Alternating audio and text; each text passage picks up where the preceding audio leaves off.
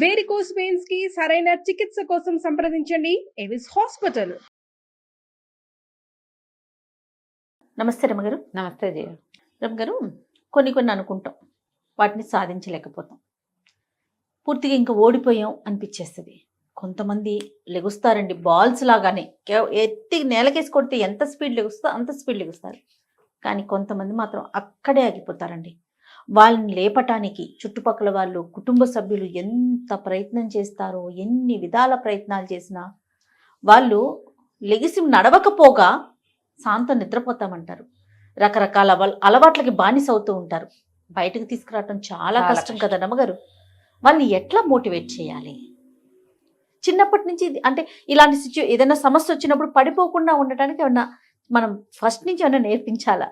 వాళ్ళ మనస్తత్వాలే ఉంటాయి జయ. కొంతమంది అట్లా దిగాలు పడి కుదేలైపోతారు. వాళ్ళ చుట్టుపక్కల ఉన్న సమాజం కూడా వాళ్ళని మరింత బాధకో డిప్రెషన్కో గురి చేసే లాంటి పరిస్థితులు ఉన్నాయనుకో, వాళ్ళు ఇంకా కుంగిపోతారు. చెప్పలేకపోతాం.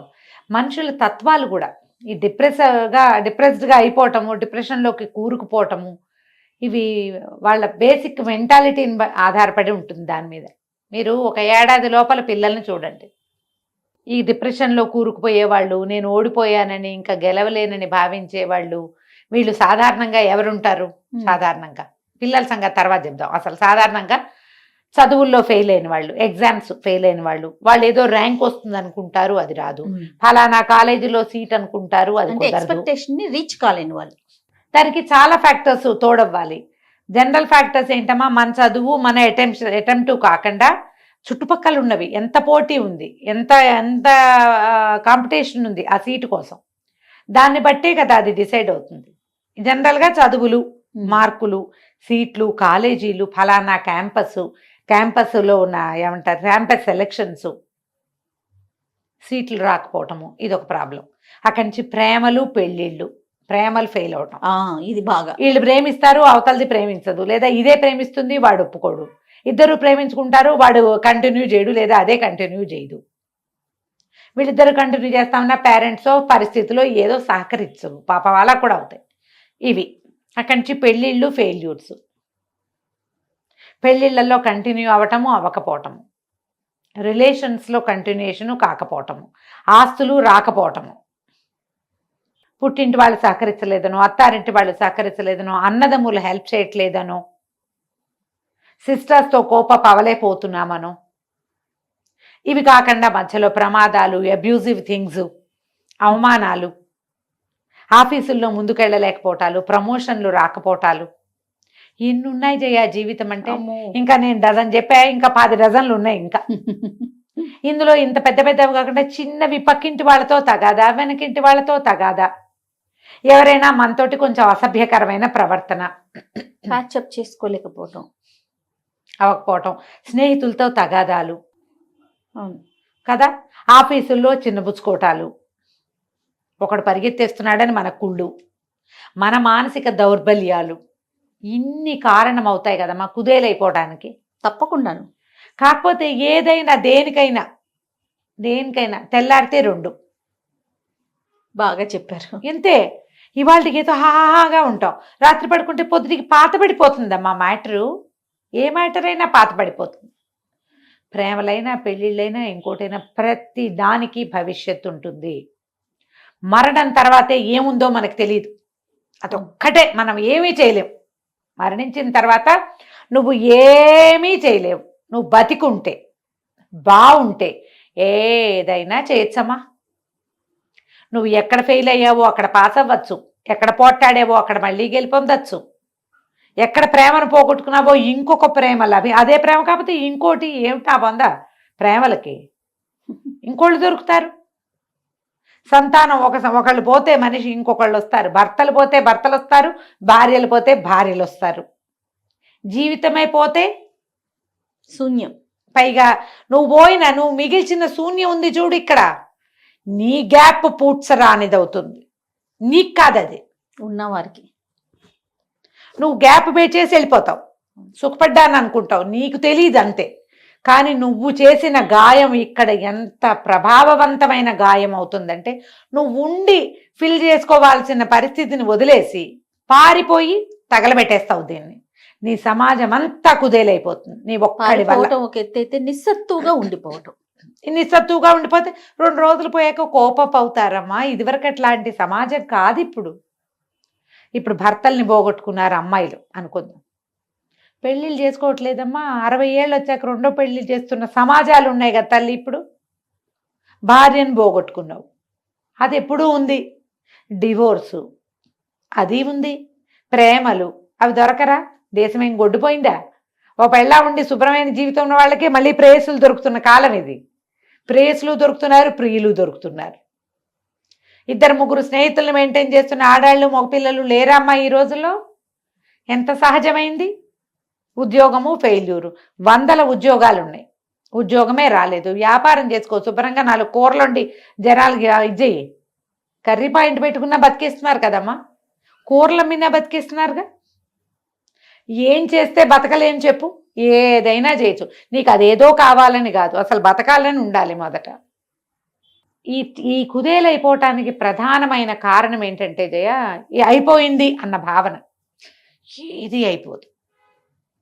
ఇవాళ కుంగిపోయిన సూర్యుడు రేపొద్దున ద్విగుణీకృతోత్సాహంతో లేస్తాడు పొద్దున్నే. అంతే కదా. తెల్లారితే అసలు ఎక్కడా మచ్చుకురాని చంద్రుడు సాయంత్రం అయ్యేసరికి తయారైపోతాడు. వాళ్ళని చూసి నేర్చుకోవాలమ్మా మనం. సూర్యుడు చంద్రుడు. మేము చంద్రుడిని చూసి చందమామ అని చెప్పేవాళ్ళం పిల్లాడికి. మా వాడు సూర్యుని కూడా సూర్యమామ అనేవాడు. మరి చంద్రుడు చందమామ అయితే సూర్యుడు సూర్యమామ కాదు. అంతే, సూర్యమామే. సూర్యమామ చందమామ వాళ్ళే చూపిస్తారమ్మా మనకి మార్గదర్శకం. ఎవరో వచ్చి మన జీవితాలు బాగు చేస్తారని అనుకోవద్దు. మీరు ఒక ఏడాది లోపల చంటి పిల్లల్ని చూడండి. 3వ నెల వస్తుంది ఒక పిల్లాడికి.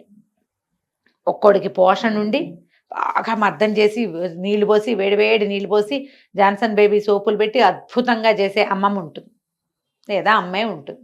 ఇంతంతలావుని ఉంటాడు పనస పండల్ని. ఒక బోర్లా పడ్డాన్ని ట్రై చేస్తాడు. నువ్వు ఇట్లాగు వాడు ఎటు వెళ్ళిపోతాడు, నువ్వు లాగు వాడు వెళ్ళిపోతూ ఉంటాడు. ఎంతసేపు బోర్ల పడ్డాన్ని ట్రై చేస్తాడు వీడు. ఒక దీంట్లో ఈ మన రోడ్ల మీద ఈ పక్కన పేవ్మెంట్ల మీద మనకి పని అమ్ముకునే వాళ్ళు కనపడతారు, హాకర్లు. వాళ్ళు వీళ్ళు మన టిష్ మని మన ఇది కొట్టి స్ప్రే కొట్టి కార్లు తుడుస్తారు. వాళ్ళ దగ్గర ఇంత చంట బిడ్డ నల్లగా సన్నగా ఇంతే ఉంటాడు వాడు, ఎలక పిల్లలే. వాడిని తెచ్చి వాడిని కింద పడుకోబెడతారు. నువ్వు చూడు, వాడికి పోషణ లేదు, నూనె లేదు, మర్దం లేదు, ఏమీ లేదు. ఏదో తల్లిని ఒక గుక్కడి పాలిస్తుంది, ఇంతే ఉంటాడు ఎలక పిల్లల్ని. వాడు తిరుగుతాడమ్మా పక్కకి. నువ్వు ఇట్లా ఆగుతుంటే వాడు బోర్ల పడ్డానికి ట్రై చేస్తాడు. ఇంతంత లావువాడు తిరిగాడు, ఇంత సన్నవాడు తిరిగాడు. ఈ ఇంతంత లాభనున్న పిల్లాడు 10 నెలలు వచ్చేసరికల్లా నడవడానికి ట్రై చేస్తాడు. పడతాడు లేస్తాడు, పడతాడు లేస్తాడు, నడుస్తాడు వాడు.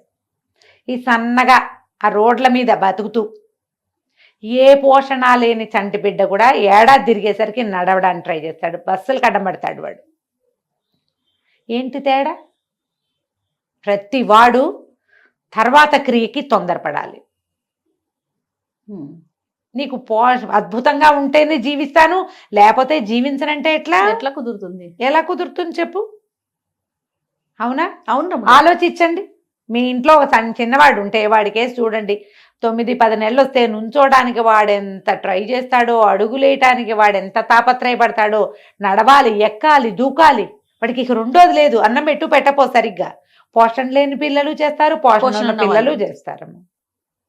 వాళ్ళని ఆదర్శంగా తీసుకోండి. నాకేం పోయే కాలం, ప్రేమే పోయింది. నాకు ఉద్యోగం ఉంది, అమ్మ నాన్న ఉన్నారు, ఇల్లు బాకిలి ఉన్నాయి, పోనీ లేవు. ఎవరో ఫ్రెండ్స్ ఉన్నారు, 4 ఉన్నారు మన చుట్టూతా. నేను లేచి నుంచుంటా. ఈ ప్రేమ కాకపోతే ఇంకో దాన్ని ప్రేమిస్తా. ముందు ఏ కారణంతో ఈ ప్రేమ పోయిందో ఆ గ్యాప్ నేను పూడ్చుకుంటా. ఏ కారణము లేదు, దానికి వేరే వాడు ఎవడో దొరికాడు, వాడు ఎవడో బాగా సెటిల్ అయ్యి ఉన్నాడు, అందుకని పోయింది అనుకో. నేను కూడా సెటిల్ అవుతా. ఇంకోటి వస్తుంది, నాకు ఇదే కావాలనుకోవద్దు. నిన్ను వదిలేసిపోయింది కావాలని అనుకోవద్దు. నువ్వే కావాలని ఎవరు వస్తారో వాళ్ళ కోసం చూద్దామనుకో. నువ్వు బాగా సెటిల్ అయితే మళ్ళీ వెళ్ళిపోయిందే మళ్ళీ తిరిగి రావాలని కోరుకోకండి. చిచ్చి, అంతకంటే దౌర్భాగ్యం ఇంకోట్లేదు. చాలా మంది పిచ్చి భేదవాళ్ళు అందులోనే ఉంటారు. ఆ వెళ్ళిపోయిందే కావాలని. ఆ ఎవరితో ఒకడు పెళ్లి చేసేసుకున్నాడు, వాడే కావాలనుకుంటారు ఆడపిల్లలు కూడా. ఆల్రెడీ ఎవరితోనో పెళ్లి చేసేసుకున్నవాడు ఎందుకు మనకి? ఎందుకు చెప్పు? ఫ్రెష్గా చూసుకోవచ్చు కదా. ఏమైంది రమ్మ గారు మీకు? ఇలా ఉందా లేదా జయ ఆలోచన? నిజంగా ఉందండి. నిజంగా ఉందా? అట్లానే నేను ఆలోచిస్తున్నాను. సమాజంలో ఏముందో అదే చెప్తున్నాను. అసలు మళ్ళీ ఏంది నేను చెప్పటల్లా? అసలు నువ్వు వద్దు అన్న వాళ్ళు ఎందుకు వాడు వద్దు చి అనటే నిన్ను ఇది కాకపోతే పట్టుకుని ఇంకో వేలాడతారు. వేలాడతారు. ఇంకో దాన్ని చూసుకుందాం, చీ ఆనందాన్ని చూసుకుందాం అంతే కదా. కదా. నువ్వే కావాలనే వాడిని వెతుక్కుందాం. ఆల్రెడీ ఎవరితోట ఉంటూ దానికి పిల్లలు కానీ దాని సంసారం పోషిస్తూ నీతో కూడా సరసమాడతాననే వాడిని చూడొద్దు అసలు, మనకొద్దు. ఇది ఇంకో టాపిక్ రాబోతుంది, మేము మాట్లాడాలి అసలు తప్పకుండా. అలాంటి వాళ్ళ జోలికి వెళ్ళకండి. ఇక్కడ నుంచోవద్దు, నడవండి. కొన్ని రోజులు దుఃఖం కష్టం ఉంటాయమ్మా. ఏదైనా ఒక గాయం తగిలితే అది మానడానికి సమయం టైం ఇవ్వాలి పడుతుంది. కదా. టైం తీసుకోండి, కానీ అక్కడే ఉండిపోవద్దు, ఉండద్దు. చేతికి తగిలిన గాయమే వారం రోజుల్లో మాయమైపోతుంది కదా. మాయమైపోతుంది. మనం అక్కడే ఉంటామంటే ఎట్లా? అంటే ఎట్లా? మనసుకి తగిలిన గాయాలు మానవు లాంటి సినిమా డైలాగులు చెప్పకండి. మరే శుభ్రంగా మానతాయి, అంతకంటే పెద్ద కూడా మానతాయి. మాన్పించుకోవాలి. మందేసుకోవద్దు, మందేసుకోవాలి, దేనికైనా మందేసుకోవాలి. సమాజం చాలా ఉంది, ప్రపంచం చాలా పెద్దది, జీవితం బహు చిన్నది. అత్యంత అద్భుతమైన జీవితం మానవ జీవితమే. ప్రపంచంలో ఎన్నో ప్రాణులు ఉన్నాయి, మనలాంటి ప్రాణి ఇంకోట్లేదు, మనమే అది. అంతే. మనకి దొరికిన ఈ అద్భుతమైన మానవ జీవితాన్ని ఇంకా పరమాద్భుతంగా మార్చుకునేందుకు మనని మనం మోటివేట్ చేసుకోవాలి. సమస్యలు వస్తాయి, బాధలు వస్తాయి, ఆశాభంగాలు కలుగుతాయి, వాటి దగ్గరే ఆగిపోవద్దు, నడవండి. నడపటానికి చుట్టూతా ఉన్న వాళ్ళంతా ఏదో ఒక సహాయం చేయండి, ఒక మంచి మాట మాట్లాడండి, వాడిని బయటికి తీసుకురండి. ఈ తాగుబోత్తనాలు, తిరుగుబోత్తనాలు, ఏదో అలా పడిపోయి ఉండటాలు, ఇప్పుడు కొత్త కొత్త వచ్చిన దౌర్భాగ్యాలు, అవన్నీ చూడ్డాలు, ఏదో ప్రపంచాన్ని సృష్టించుకుని అందులో ఉండిపోవద్దు. ఒక చిన్న దాంట్లో ఉండకండి, ఒక సెల్లో ఉండద్దు, స్పెల్లో ఉండద్దు. ప్రపంచాన్ని సొంతం చేసుకోవడానికి ప్రయత్నం చేయండి. రైట్. ముందుకెళ్ళటానికి మీరెంత ట్రై చేస్తే ఆ ప్రపంచం మిమ్మల్ని అంత చేసి పట్టుకుంటుంది, దగ్గరకు తీసుకు. ఈ యూనివర్స్ ఎట్లా చేస్తుందంటే జయ, చూస్తూ ఉంటుంది. నువ్వు చేయి చాపితే అది చేయి చాపుతుంది, నువ్వు చేతుల కింద పెట్టుకుని ముడుచుకు చూస్తుంటావు, అది నీకేసి చూస్తూ ఉంటుంది. నువ్వు ప్రయత్నం చేయి, నీకు అవకాశాలు చూపిస్తుంది. ప్రకృతి అంతేనమ్మా. అవునండి. నువ్వు ఏ ప్రయత్నము చేయవు. నేను బావిలో పడ్డానని దేవుడా అని కూర్చున్నావు, ప్రకృతి నీకేమిచ్చింది? వెదవది నోరు ఇచ్చింది, కాళ్ళు చేతులు ఇచ్చింది. ట్రై చేయి, అరువు కేకలు పెట్టు కనీసం. అంతే. నీ కేక వినపడేందుకు ఒక మనిషిని అటు తీసుకొస్తుంది.